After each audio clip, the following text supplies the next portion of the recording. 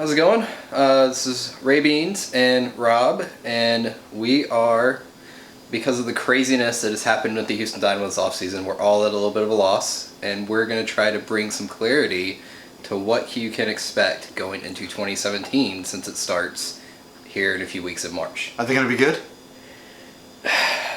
I think at best we're looking at playoffs.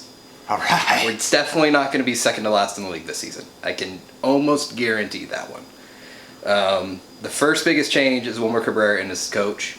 He led the Rio Grande Valley Vipers to a great record. He led Chivas USA to a decent record, which is shockingly enough to do before they collapsed into nothingness.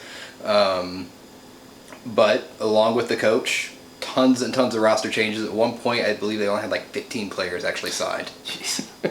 So between the draft, which they got a bunch of good players to send down to Rio Grande for them to grow up a little bit, and then some major offseason moves, there's a lot to look forward to. Number one being the defense.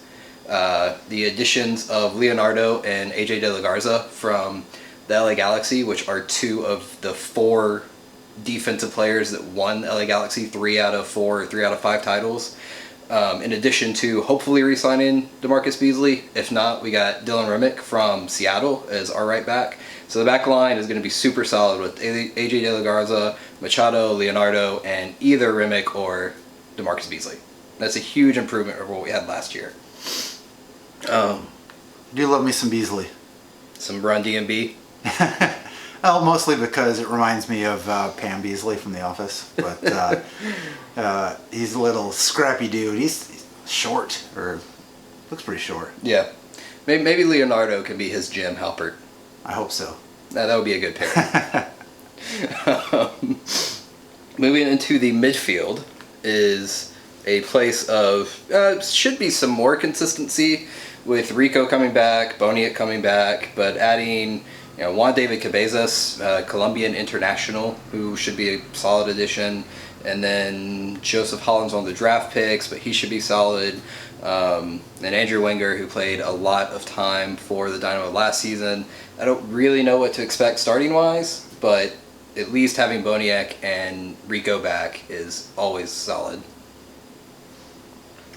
And then where I'm very excited is moving into the front line, which last time Cubo played for Wilmer Cabrera, he was the leading scorer in MLS and broke a single season scoring record, scored like 15 goals in 29 games or something like that. Damn. And that was when everybody got super excited about Cubo. The Mexican national team was super excited about him. And other MLS teams got excited about him. And then he kind of fell off the face of the earth under coaches who weren't Wilmer Cabrera.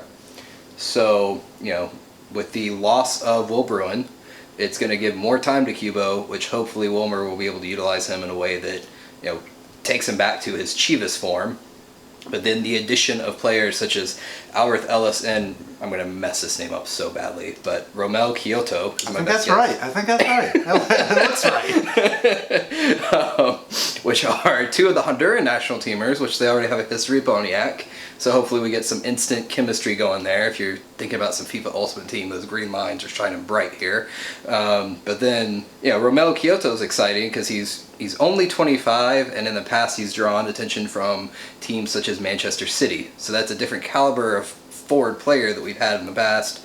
But then returning players such as Mauro Manotas, and I already mentioned Eric Torres. So hopefully the front line will be better.